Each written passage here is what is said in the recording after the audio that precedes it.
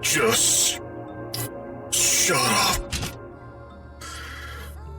My lazy, worthless Son, what a disgrace. You died. Failed again. I'm ashamed to Shamed to share a name with you. Is that that how you prove to me our superior? really? The fact that you Dare think we're equals is a joke. Just like you. I've made my point. you're a complete failure. I once had a father who talked to me like that. Once.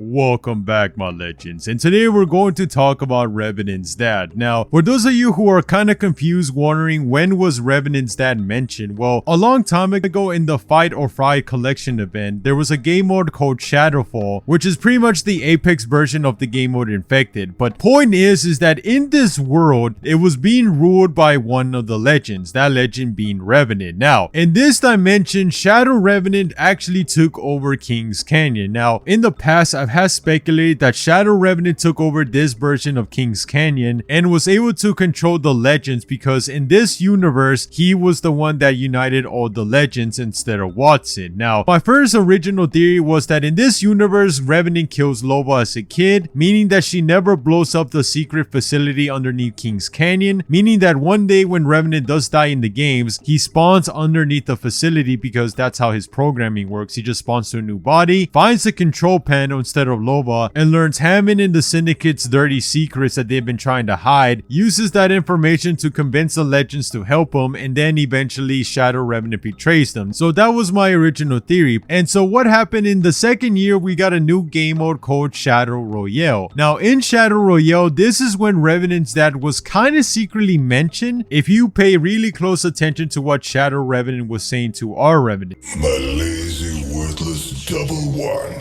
Huh. What a disgrace. Really? The fact that you dare think we're equals is a joke. Just like you.